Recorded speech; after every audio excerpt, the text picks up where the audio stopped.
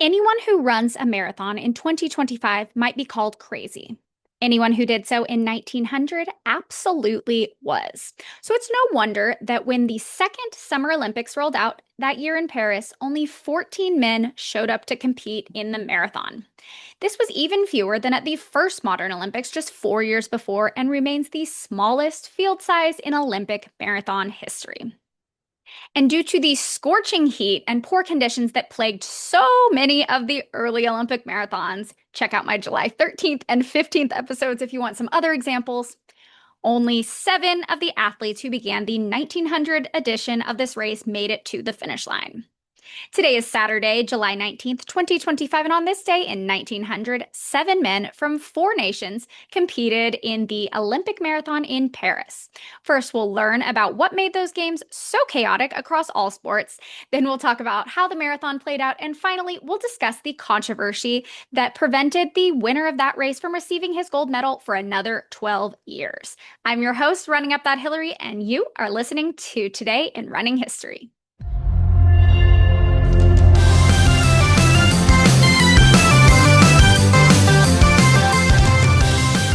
It is once again Salty Saturday, which means that today's episode is sponsored by SaltStick. Once again, the fast chews from SaltStick are my absolute favorite way to consume electrolytes mid-run. They come in some great flavors, and my favorites recently have been the tropical caffeinated and the peach uncaffeinated ones. Last weekend, I told y'all about the Strava challenge SaltStick has going on right now in conjunction with Fleet Feet. And the good news is that if you haven't signed up yet, you still have one more day. Here's how it works. All you have to do is sign up for the SaltStick Salty Runner Sweepstakes on Strava and run a 5K before the end of July 20th, which is tomorrow.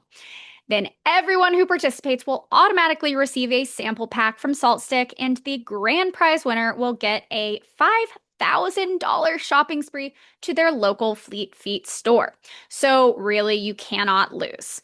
I'm going to go ahead and put the link to sign up for the Strava challenge in the description of this episode, but do not wait because you'll only have through July 20th. And again, that is tomorrow.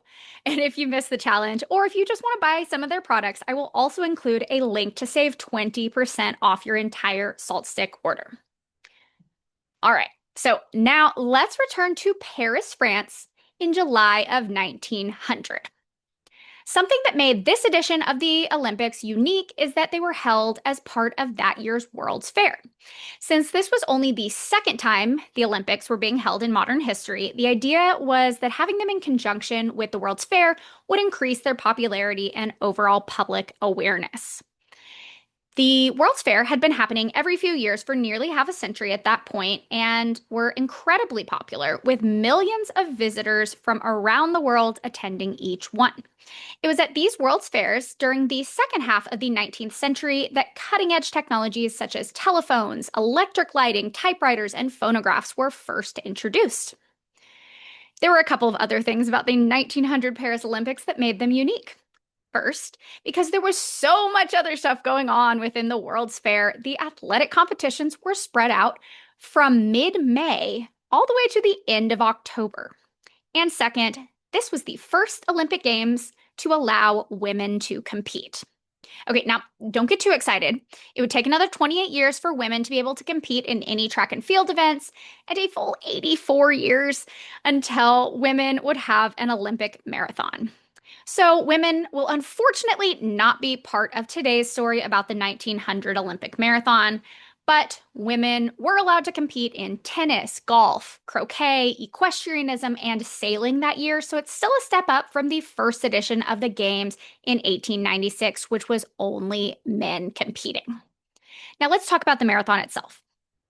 At this point, the distance of a marathon was not yet standardized, so instead of the 26.2 miles of today, the 1900 Olympic marathon measured almost exactly 25 miles. The track at the main Olympic Stadium was also not the standard 400 meters of today, instead measuring 500 meters. The race would begin with 4 laps around that track and then head out through the streets of Paris for 23 miles or so and then finish back in the stadium. There were originally 21 athletes from 7 countries registered for this event, but at some point before it began, 7 of them decided It didn't really sound like fun, so they would not be competing after all. As race organizers liked to do in those days, they decided to start the marathon at 2:30 p.m. when it was 102 degrees outside. The gun went off and 14 men began the race. Less than one lap into the race, Swede Johan Nystrom realized how much it was going to suck and decided to cut his losses and drop out at that point.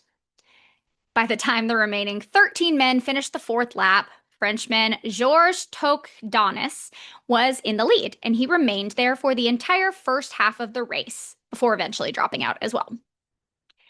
It was at this point that a Swedish man with the very appropriate name Ernst Fast took the lead. But Fast was not fast enough, because he was soon passed by Michel Theato and another man with a very appropriate name, Emile Champion. But Champion would not ultimately be the champion, as Michel Theato ended up taking the win in a time of 2:59.45.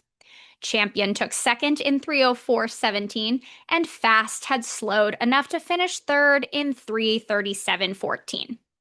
Fourth and fifth place each finished just over 4 hours, and sixth and seventh place finished at some point, but no one bothered writing down their times.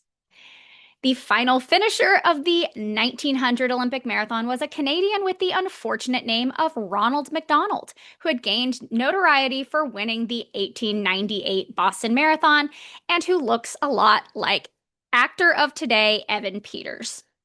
After Ronald McDonald grimaced his way across the finish line, the race was over. The other 7 men had all dropped out.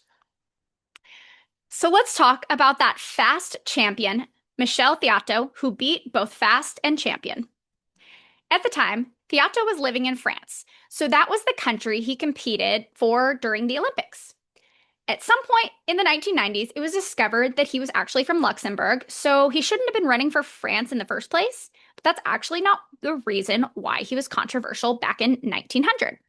American Arthur Newton, who finished 5th, claimed that because they both lived in the area, Theato and Champion must have used their knowledge of Paris streets to cheat on the course. There was no credible evidence to this other than the fact that taking away their medals would have elevated Newton to the bronze medal himself. However, because of these allegations, Olympic officials launched an investigation into Michel Theato, and it would be another 12 years until the allegations were disproven and Theato would finally receive his gold medal. Not much is known about Theato's later years, aside from a runner-up finish at the French cross-country championship in 1901. He reportedly died in 1923 at the age of 45.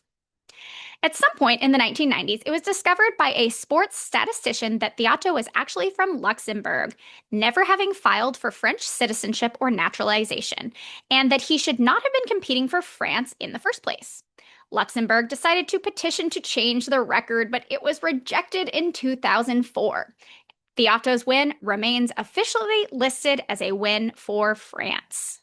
That is all I have for y'all today. Thank you so much for listening. Make sure to like this episode, subscribe to the channel, turn on alerts, share with your entire extended family and everyone that they know, and then join me tomorrow as we head back to the 1870s for the first ever intercollegiate championship track meet held in the United States.